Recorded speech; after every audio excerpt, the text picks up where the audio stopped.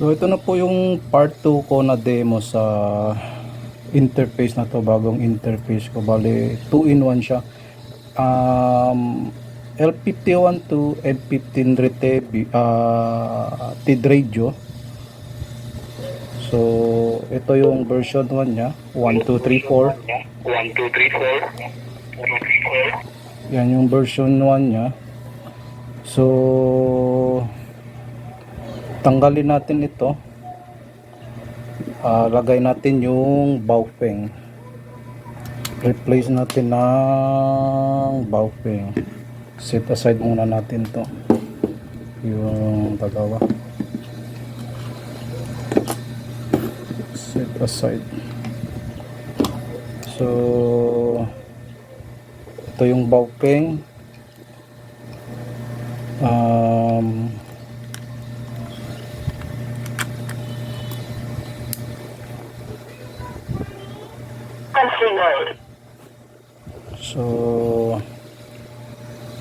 So Baofeng, yung box nya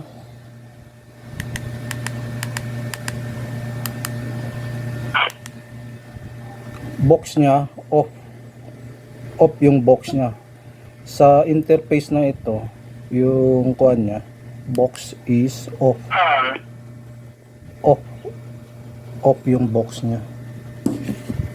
So ito yung kagandahan niya. Pwede pag may L51 kayo, pwede nyo gamitin sa Baofeng at saka sa TID radio. Pero yung L51 steady siya. L51 on talaga dito. So try natin. Ito yung monitor ko. Ito.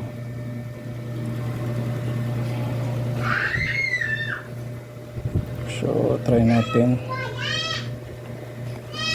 1, 2, 3, 4. Roger.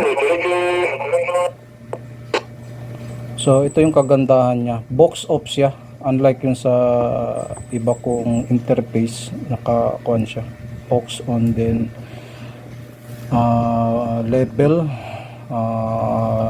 Pwede kayo sumilect ng box 1 to box 10 sa iba kong interface. Pero sa interface na ito, yung bagong kong interface, pwede siya L51 to TID radio, then L51 to Baofeng. Yung Baofeng, naka-off yung box nya. Kaya pag piga nyo dito sa L51, trigger agad siya. 1, 2, 3, 4. So ito naman, dito tayo. Ito naman yung receive nya. So pag piga natin, yun, 1, 2,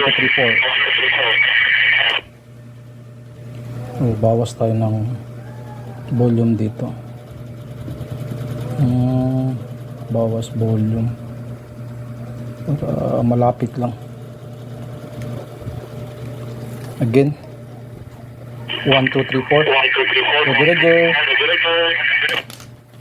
So yun lang po. Ito yung part 2 ng demo ko sa interface na ito. So L51 to TID radio M15, then back to back siya. L51 to Baofeng na yung box nya ay naka off. So yun lang po. Maraming salamat.